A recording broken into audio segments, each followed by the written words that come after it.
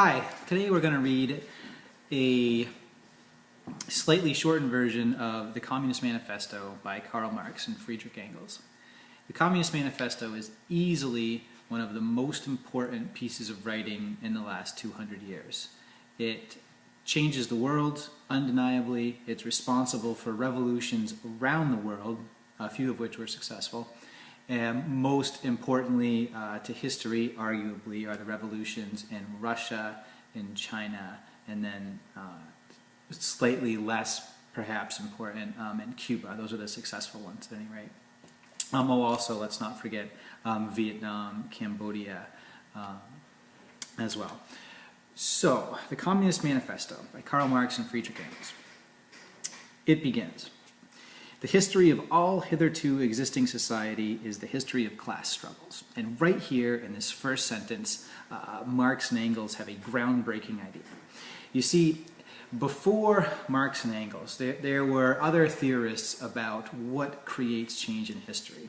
And this is the big question. What creates change in history? How does history evolve, if you will, to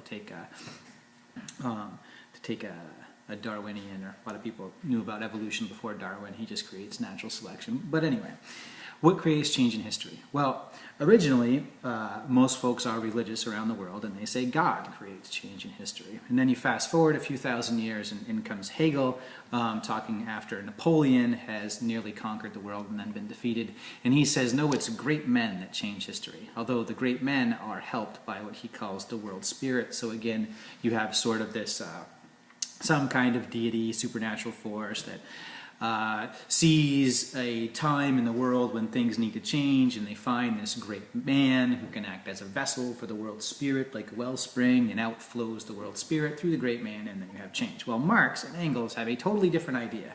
And one of the things that Marx incorporates into his philosophies, and also his anarchist buddies like Bakunin, who we'll also talk about, incorporate into their philosophies, which is also groundbreaking, is atheism, right? One of Marx's famous quotes is religion is the opiate of the people. Marx argues that religion is like a drug that makes people stupid, and therefore they don't realize how horribly their lives suck. And therefore the governments can use religion like a drug to control their people and keep them ignorant about the horrible oppression that the governments put on them day to day. As in, your life is horrible now, but don't worry about it, because the fact that your life is bad doesn't matter, because as long as you're a good person, things are going to be awesome after you die. Right? You're going to go to heaven. So anyway, Marx says, no, history is not about God. No, history is not about great men. History is about class struggle. Right? Changes in history are caused by two classes fighting each other, and the classes change over time. Okay, so here we go. The history of all hitherto existing society is the history of class struggles. Freeman and slave, patrician and plebeian, there's some Roman history in there, lord and serf, here we have the Middle Ages, guildmaster and journeyman, Middle Ages again.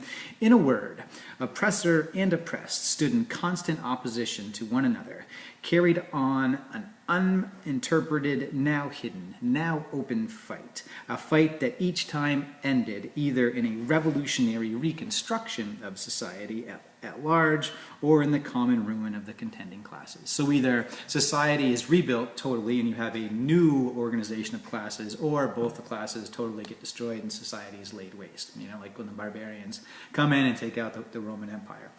The other interesting thing here is this idea that you have two opposing forces, you could call them the thesis and the antithesis or antithesis, coming together and creating something completely new, the synthesis, is also called like a Marxist dialectic. The dialectic, which comes back, I think, from Aristotle in ancient Greece originally, but this idea that two opposing things can come together and through debate, you know, if you will, or combat, like as Marx says, can create something new, retaining some parts of both of the old opposing forces, is the historical dialectic. And Marx doesn't use this word, but a lot of people use this when talking about Marx.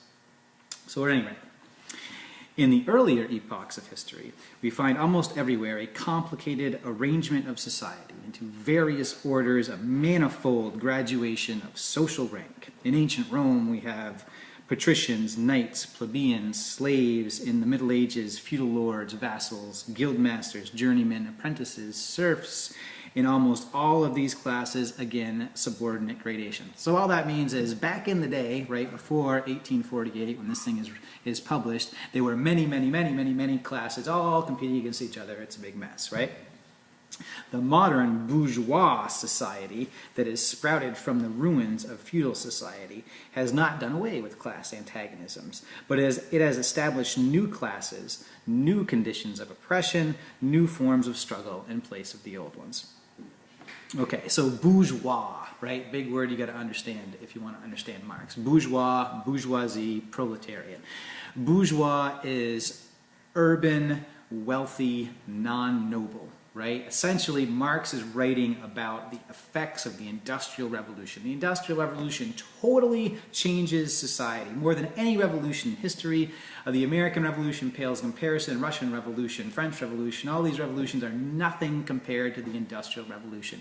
Completely changes the way people interact, people live, people move, the geography, blah, blah, blah, blah, blah, right? The Industrial Revolution changes everything. People go from living in one community for their whole lives, working the land, farming, or if they have a skill, it's passed on from father to son, passed on from guildmaster to apprentice, to moving into cities packed together with lots of people, unskilled labor, doing the same thing over and over and over again, and now looking for money, which they can then buy what they need, as opposed to working the land, getting the food that they need directly from there. So Industrial Revolution changes everything. Most important revolution in history, in my opinion.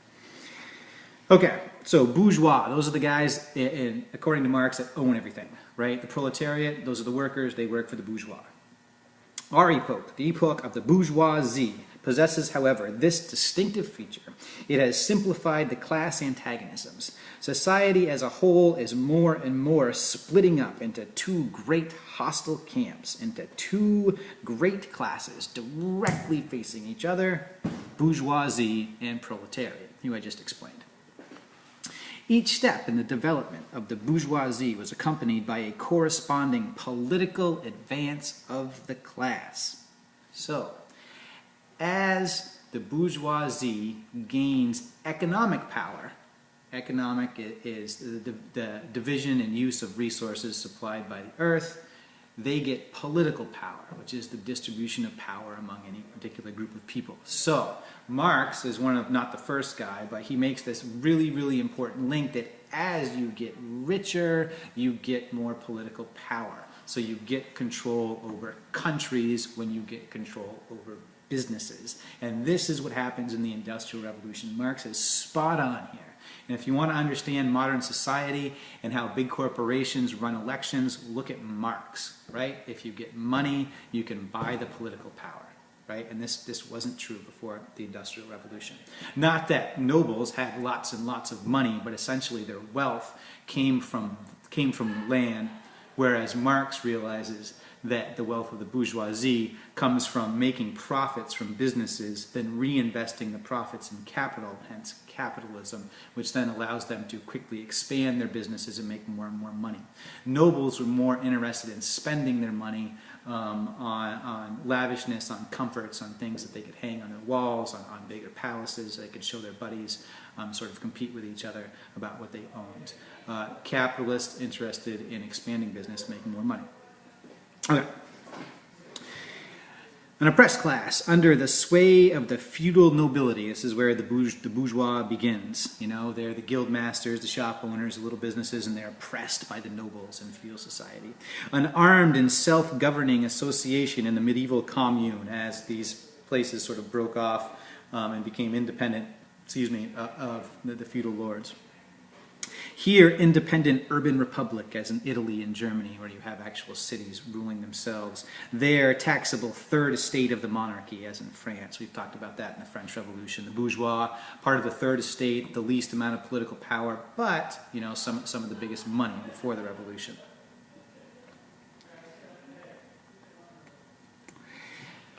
Afterwards, in the period of manufacture proper, after the Industrial Revolution is in full swing, serving either the semi-feudal or the absolute monarchy as a counterpose against the nobility. So the kings used the bourgeoisie and their power against other competing nobles. And in fact, cornerstone of the great monarchies in general. You know, originally all this money is used by the monarchies before the bourgeois overthrow the monarchies. The bourgeoisie has at last, since the establishment of modern industry and of the world market, conquered for itself in the modern representative state exclusive political sway. The executive of the modern state is but a committee for managing the common affairs of the whole bourgeoisie. Okay, again, groundbreaking Marxist analysis. This is what he hands us to history. His ideas about revolution, right, they all end up being wrong. He has some real flaws in what he says, and this is why the communist nations eventually collapse in on themselves, besides the fact that other nations like America supply billions and billions of dollars and weapons to help that collapse happen. But Marx has a lot of flaws, but here again he's right. Essentially what he says is that the French Revolution and the American Revolution and all the modern revolutions that overthrow kings essentially put the bourgeoisie in power, right? And for the most part, totally spot on. Who runs modern countries? Big business, big corporations. They take the political power away from the kings and use it for themselves. Okay. The need of a constantly expanding market for its products chases the bourgeoisie over the whole surface of the globe. It must nestle everywhere, establish connections everywhere. And here is where he's kind of talking about imperialism, right? Once the bourgeois take over, they use imperialism, established well before these revolutions, to gain new resources, gain new markets, to continually make bigger profits. Think globalization of business.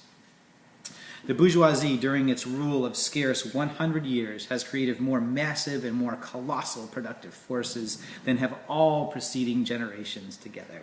Subjugation of nature's forces to man, machinery, application of chemistry to industry and agriculture, steam navigation, railways, electric telegraphs, clearing of whole continents for cultivation, canalization of rivers, like making canals, whole populations conjured out of the ground. What earlier century had even a presentiment that such productive forces slumbered in the lap of social labor?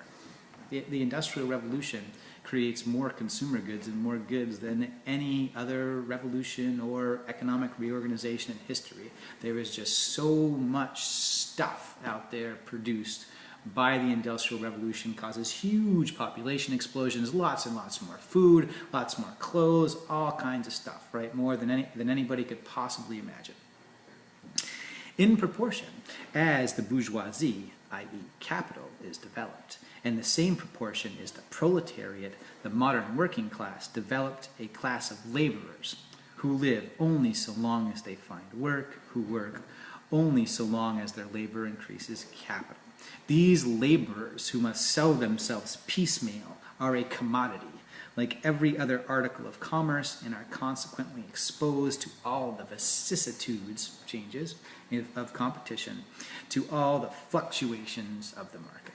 Okay, so here we shift, right, from Marx's analysis of history, right, to Marx's analysis of what's happening right now. And essentially, he's going to say that as the bourgeoisie get richer and richer and gain more political power through these revolutions and conquer the entire world, seeking resources and markets, at the same time, all those guys who work in factories, their lives become more horrible and more horrible and more horrible.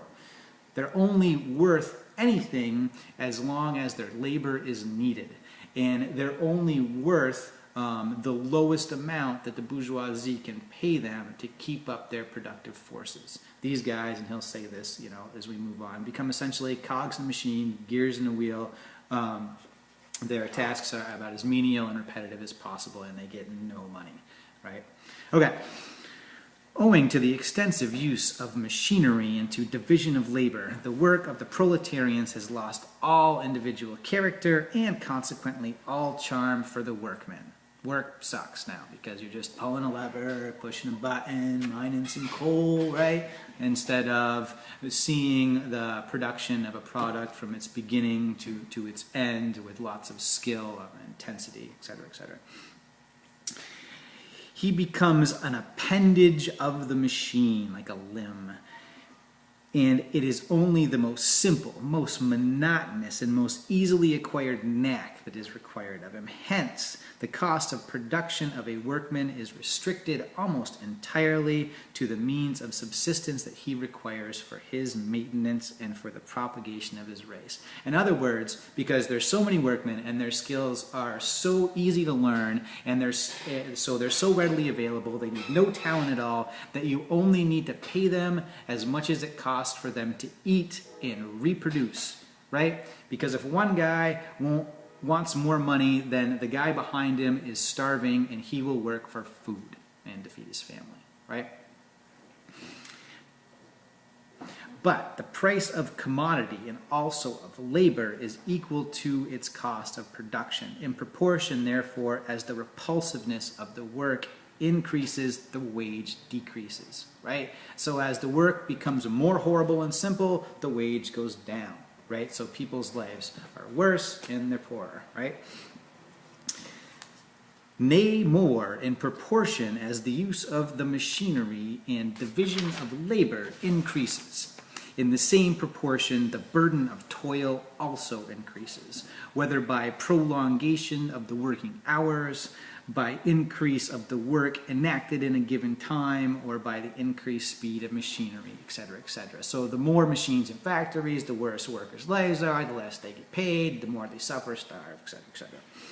Modern industry has covered the little workshop, modern industry has converted the little workshop of the patriarchal master into the great factory of the industrial capitalist. Masses of labor crowded into the factory are organized like soldiers. As privates of the industrial army, they are placed under the command of a perfect hierarchy of officers and sergeants. Not only are they the slaves of the bourgeois class in the bourgeois state, they are daily and hourly enslaved by the machine, the overlooker, and, above all, by the individual bourgeois manufacturer himself. The more openly despotism proclaims gain to be its end and aim, the more petty, the more hateful, and more embittering it is. So, and this is a really interesting analysis by Marx, because the revolutions, the French Revolution, the American Revolution, all the democratic revolutions that washed through Europe, their aim oftentimes is democracy, freedom of choice, right? To free the human will from the oppression of kings and nobles. But interestingly, because these things hinge on the wealth of the industrial capitalist, the bourgeois, whose money fuels these revolutions, and because the revolutions are quickly followed by more mechanized industrialization, these countries become free, right? Freedom of speech, freedom to vote, all of those things, freedom to move about as you want. But the lives of the individual people become more like slave labor, because the jobs that they can get are ruled over by business owners who run their corporations like the army or like a military, right? With a very strict hierarchy, right, of power within the business, and the laborers, where they spend most of their time during the day, 10 hours a day, 6-7 days a week, have absolutely no freedom. So this is why Marx makes this analogy that working in these factories is like slave labor. And he's pretty spot on this analysis too. And of course, you could quit if you were a laborer, but if you quit, there's no other better jobs available and your family is going to starve back home. Okay. The less the skill and exertion or strength implied in manual labor, in other words, the more modern industry becomes developed. The more is the labor of men superseded by that of women. Differences of age and sex no longer have any distinctive social validity to the working class. And here you see Marx, like pretty much every other male writer and philosopher at his time, is a huge misogynist. We'll see for the first time how his buddy, who goes in a different direction politically, Mikhail Bakunin, the anarchist, is one of the first people that actually says, hey, guess what? Women are equal and as good as men. Marx, not so much. And he says differences of age, right? Marx is talking about child labor, right? Anybody can pull a lever, even a little kid. All are instruments of labor, more or less expensive to use according to their age and sex. You can hire a woman or a child for cheaper than a man, so let's use them too.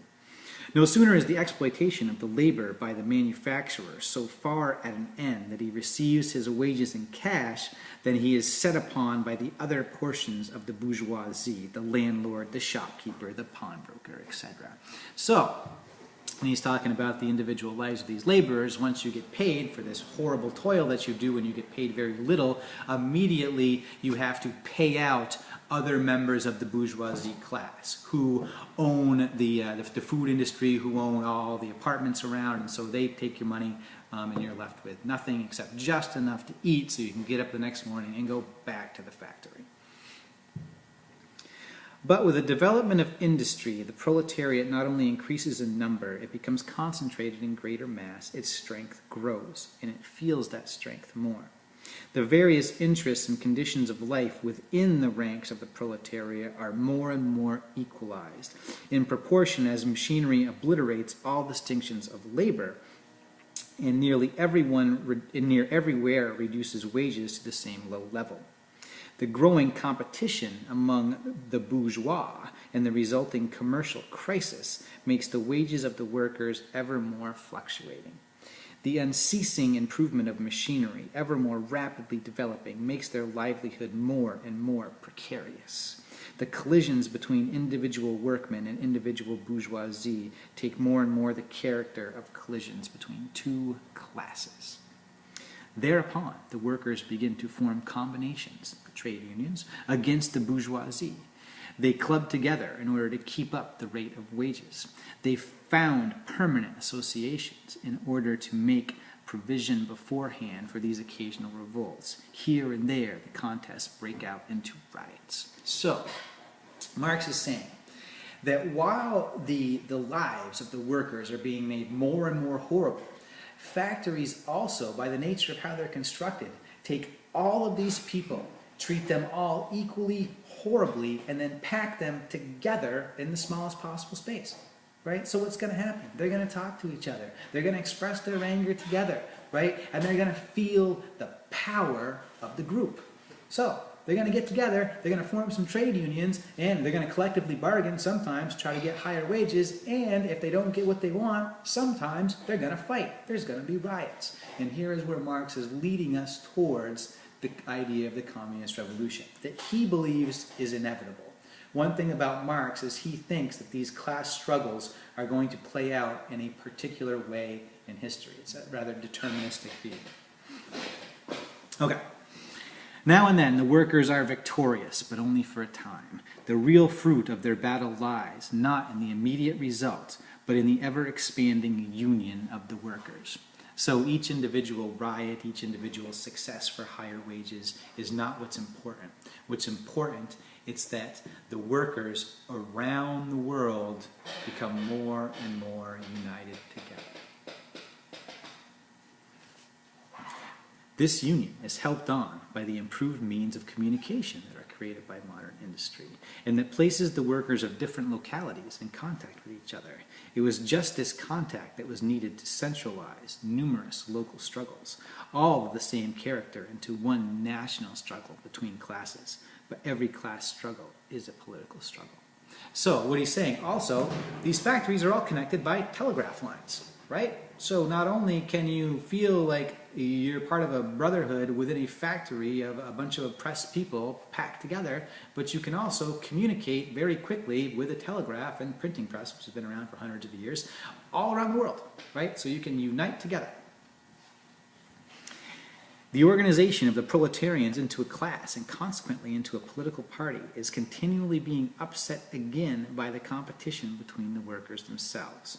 But it ever rises up again, stronger, firmer, mightier. So even though the workers are competing against each other, right, for jobs, that's less important, according to Marx, than the fact that they are oppressed together and will continually find common ground that's more important than their competition for wages and jobs. It compels legislative recognition of particular interests of the workers by taking advantage of the division among the bourgeoisie itself. Thus, the 10-hour bill in England was created. Like in England, a bill that you could only work somebody 10 hours a day was passed because of the collective struggles of the workers. The essential condition for the existence and for the sway of the bourgeoisie class is the formation and augmentation of capital. The condition for capital is wage labor. Wage labor rests exclusively on competition between the laborers. The advance of industry, whose involuntary promoter is the bourgeoisie, replaces the isolation of the laborers due to competition by their revolutionary combination due to association. The development of modern industry, therefore, cuts from under its feet the very foundation on which the bourgeoisie produces and appropriates products. What the bourgeoisie, therefore, produces, above all, are its own gravediggers. Its fall and the victory of the proletariat are equally inevitable. So what he's saying is, as the bourgeoisie need to expand capital, need to build more and more factories, to produce more, to make more money, to more successfully compete against each other. They are creating a condition where all their workers are packed together, treated like crap, communicating with one another. So they are creating a condition where the workers will unite and overthrow them. So the bourgeoisie creates its own gravediggers. Proletarians and communists.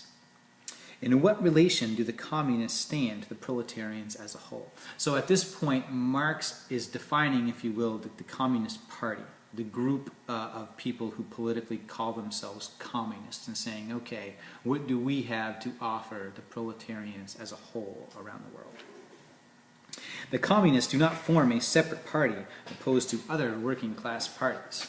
They have no interests separate and apart from those of the proletariat as a whole. So this is like his pitch, right, to the proletarians around the world, to try to unite with him and his ideas for communism.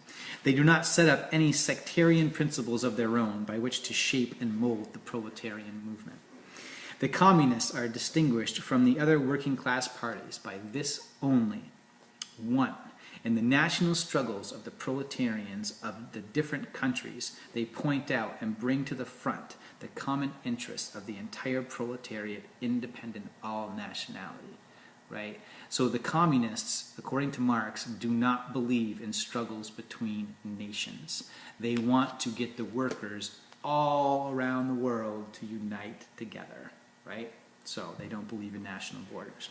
And this becomes really important later on in history, because for Marxist communism to work, or Leninist communism to work as it comes out in Russia, the communists need the resources of the entire world, right? And so communism by nature must spread. So this is one of the reasons why the West, led by America and Great Britain, fight so hard, are willing to do so many nefarious things, put weapons in the hands of so many bad people to fight communism, because communism was spreading. Communist revolutions were happening everywhere, right?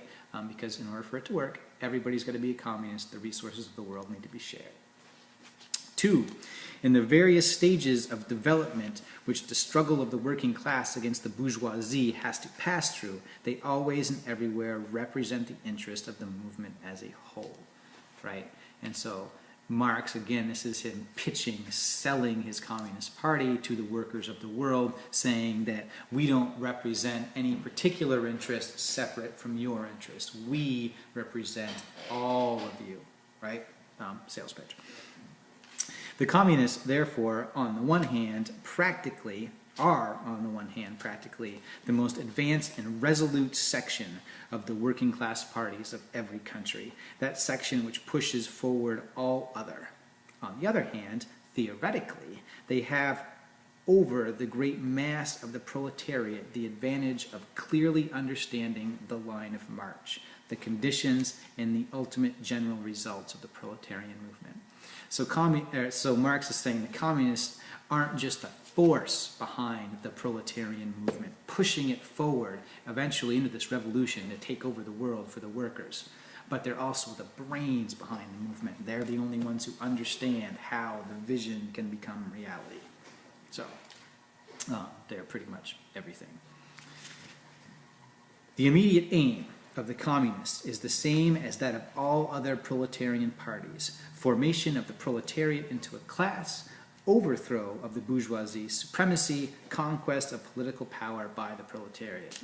No big goes there. They just want to unite all the proletarians into one group, overthrow every country in the world, and unite all the political power of all the workers and divide it up among themselves. Right? Small world.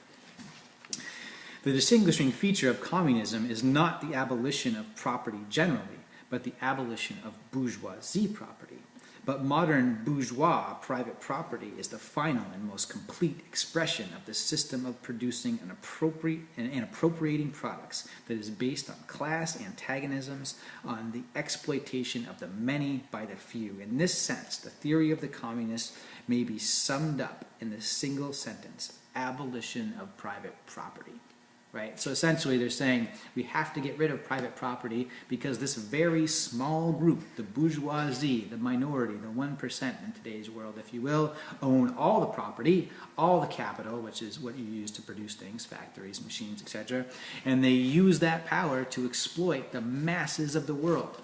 Right? And so in order to redistribute fairly the resources of the world, the bourgeois property must be taken back forcefully and then reappropriated to the proletarians, who are the majority. We have seen above that the first step in the revolution by the working class is to raise the proletariat to the position of ruling class, to win the battle of democracy. So, we're going to take over, right? The proletariat, the majority, is going to become the new ruling class. Keep this in mind, right? Because Marx is going to say this, new ruling class, and then he's going to say he's going to abolish class struggles. And how he thinks that's going to happen is interesting, and also is where his theories become problematic, and eventually why communist nations turn into dictatorships. The proletariat will use its political supremacy to wrest by degrees all capital from the bourgeoisie, to centralize all instruments of production in the hands of the state, i.e. of the proletariat organized as the ruling class. So, they're going to use political supremacy, maybe democratic institutions, more likely armed revolutions. They're going to use that power, political power, to take all the property from the bourgeoisie and incorporate it into the state. Centralized control of all resources. The state owns everything, right? But then he says, whoa, but remember, the state in this case is just simply the proletariat as a whole. So when the state owns everything, actually what it means is we own everything, right? And this becomes problematic. I.e. the proletariat organized as the ruling class, and to increase the total productive forces as rapidly as possible. So the state, the proletariat, is going to take over all the property and use them to produce as much stuff as possible to make sure that everybody has everything that they need. Idealistic. Of course, in the beginning, this cannot be effected except by means of despotic inroads on the rights of property. Okay, really important sentence right here. Because he's talking about, in the end, he's talking about the redistribution of everything to make everybody equal. Very kind of a utopian idea, right? But then he says, okay, realistically, the only way we can get to this utopian ideal is through despotic inroads. Okay, what's a despot? A tyrant, a totalitarian leader, right? So he's saying, of course, the only way we're going to get the property of the bourgeoisie is if we take it by force. The only way we can achieve this democratic utopia where everybody has what they want is to form a government that looks a lot like a dictatorship, and they're going to use that dictatorial power to take all that stuff from the bourgeoisie. Then they're going to redistribute it equally, right? And we're all going to live happily ever after, if you will. And this point is where the problems arise in every communist revolution, right? The communists can win, right? And they can take all the property. But then once they've taken all the property, then they have to equally distribute it out to everyone. And once you have all the property, once you become the new ruling class, oftentimes you don't want to give all that up, right? Unless it's to your friends and into your family. Okay. Except by means of despotic inroads on the rights of property and on the conditions of bourgeoisie production, by means of measures, therefore, which appear economically insufficient and untenable, but which, in the course of the movement, outstrip themselves, necessitate further inroads upon the old social order, and are unavoidable as a means of entirely revolutionizing the mode of production. So while the despotic taking of all this property may not seem to be able to produce an economically viable society down the road, they are totally necessary, and this will work itself out in the revolutionary process. These measures will, of course, be different in different countries. Nevertheless, in the most advanced countries, the following will be pretty generally applicable. Okay, so what you have here are essentially the 10 steps to becoming a communist nation once the communists gain political power. Excuse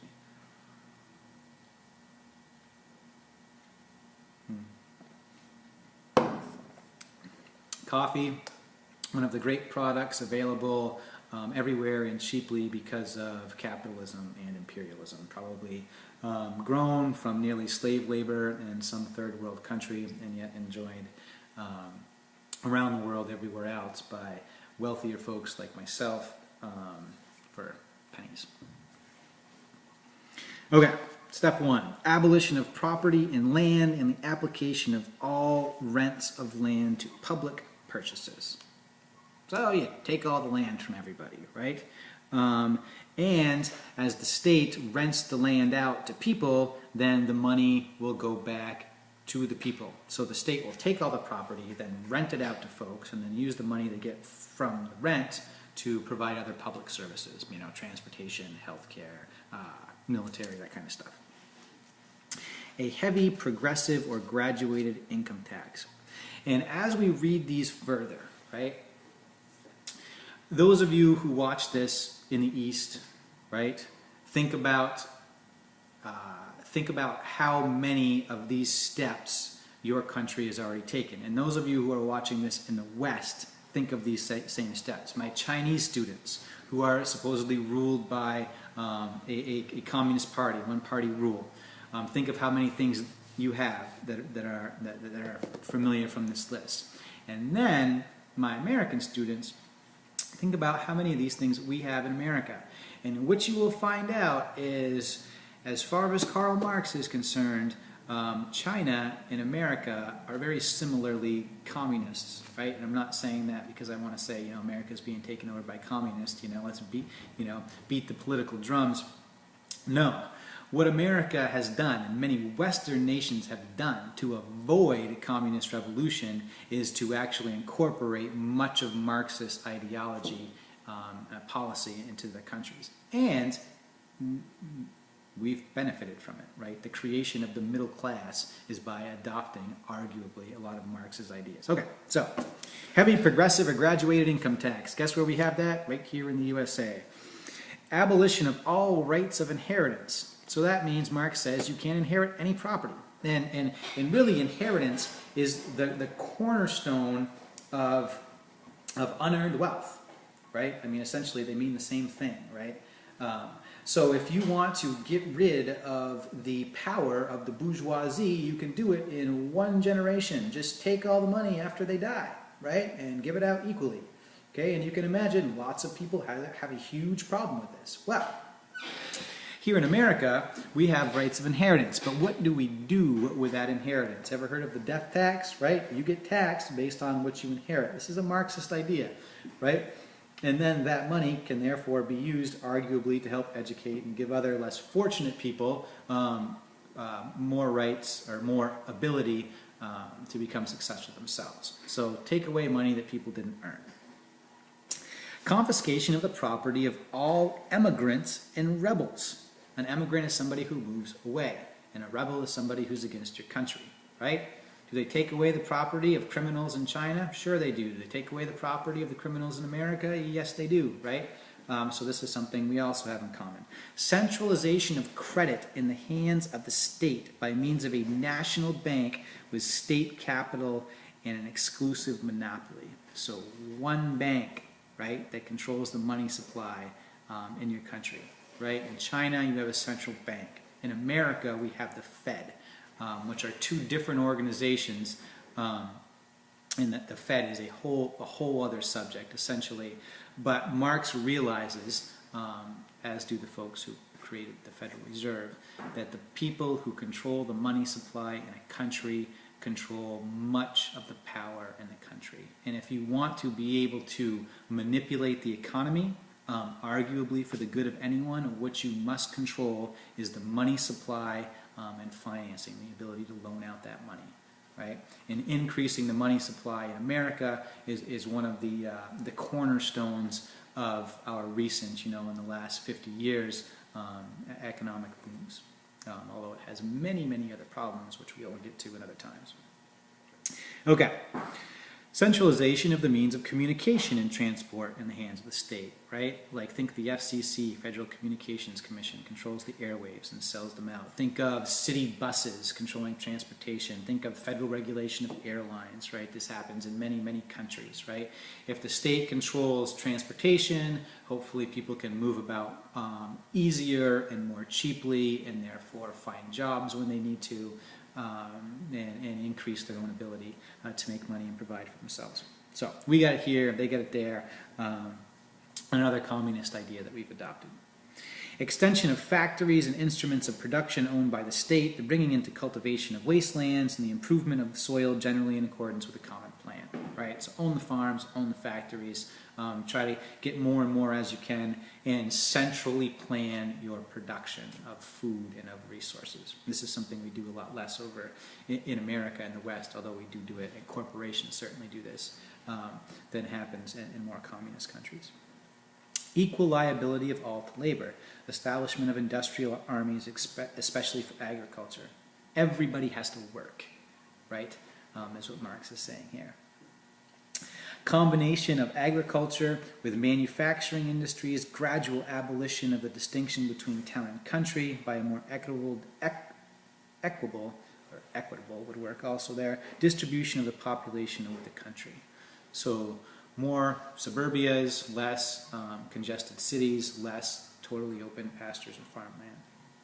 Number 10, free education for all children in public schools. Guess where we have that? Abolition of children's factory labor in its present form. We've done that. Combination of education with industrial production. Think vocational education, etc., etc. When, in the course of development, class distinctions have disappeared and all production has been concentrated in the hands of a vast association of the whole nation. This vast association of the whole nation, this is what never happened after these communist revolutions. Power was retained by the people who overthrew the government. Political power, properly so called, is merely the organized power of one class for oppressing another.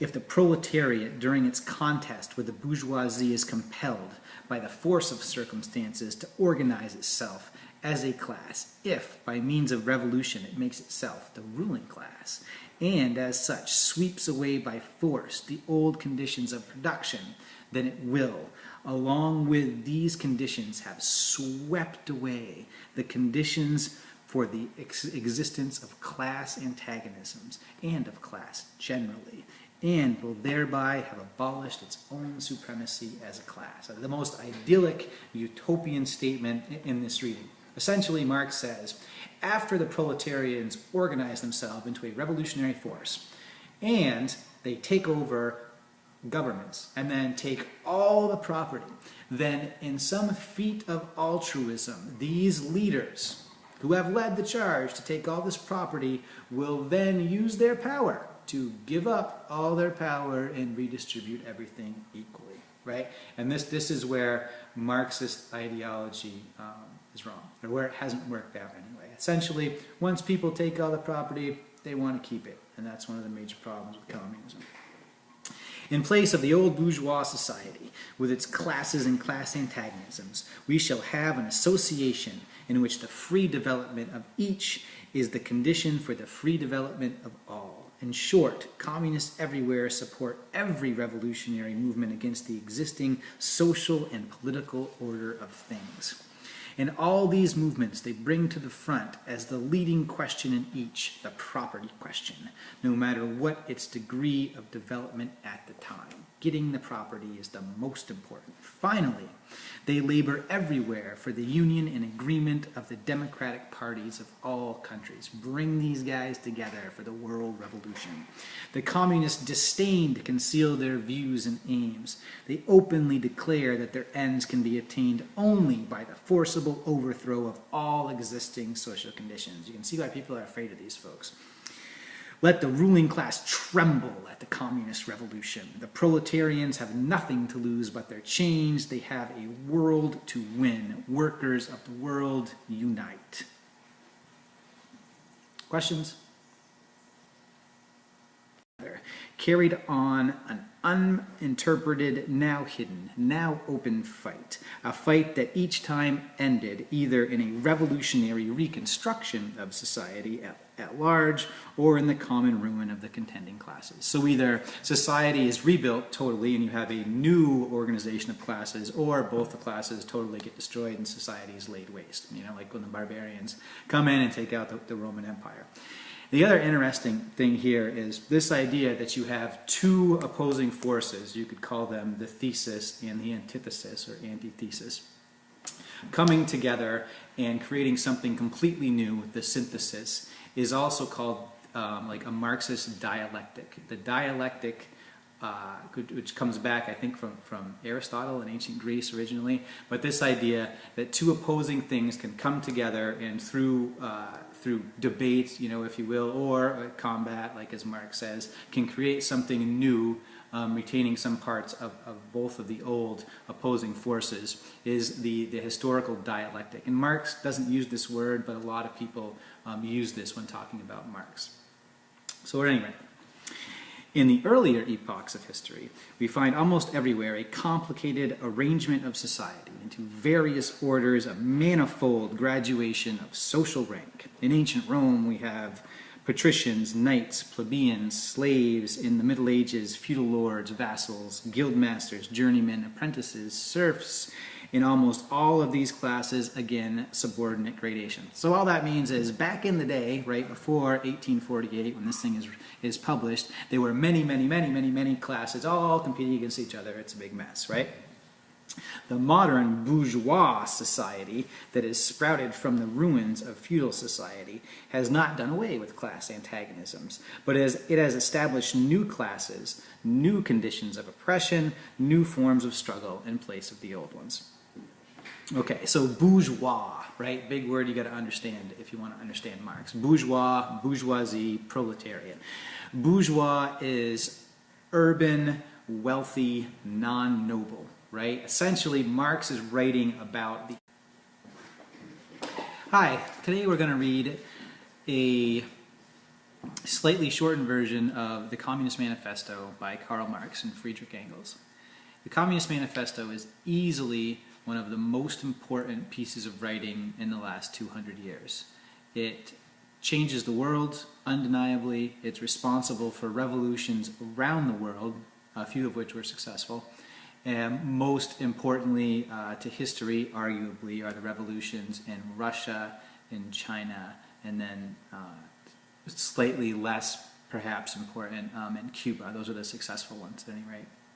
Also, let's not forget Vietnam, Cambodia as well. So, the Communist Manifesto by Karl Marx and Friedrich Engels. It begins. The history of all hitherto existing society is the history of class struggles. And right here in this first sentence, Marx and Engels have a groundbreaking idea.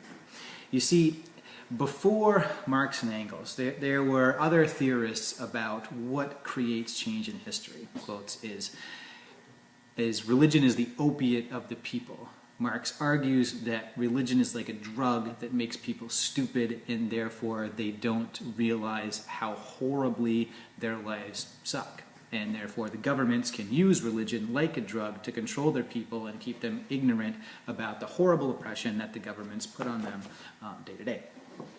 As in, your life is horrible now, but don't worry about it, because the fact that your life is bad doesn't matter, because as long as you're a good person, things are going to be awesome after you die. Right, you're going to go to heaven. So anyway, Marx says, no, history is not about God. No, history is not about great men. History is about class struggle, right? Changes in history are caused by two classes fighting each other, and the classes change over time. Okay, so here we go. The history of all hitherto existing society is the history of class struggles. Freeman and slave, patrician and plebeian, there's some Roman history in there, lord and serf, here we have the Middle Ages, guildmaster and journeyman, Middle Ages again. In a word, oppressor and oppressed stood in constant opposition to one another. And this is the big question. What creates change in history? How does history evolve, if you will, to take a Darwinian, or a lot of people knew about evolution before Darwin, he just creates natural selection. But anyway, what creates change in history? Well, originally, most folks are religious around the world, and they say God creates change in history. And then you fast forward a few thousand years, and in comes Hegel, talking after Napoleon has nearly conquered the world and then been defeated. And he says, no, it's great men that change history, although the great men are helped by what he calls the world spirit. So again, you have sort of this some kind of deity, supernatural force that sees a time in the world when things need to change, and they find this great man who can act as a vessel for the world spirit, like a wellspring, and out flows the world spirit through the great man, and then you have change. Well, Marx and Engels have a totally different idea. And one of the things that Marx incorporates into his philosophies, and also his anarchist buddies like Bakunin, who we'll also talk about, incorporate into their philosophies, which is also groundbreaking, is atheism, right? One of Marx's famous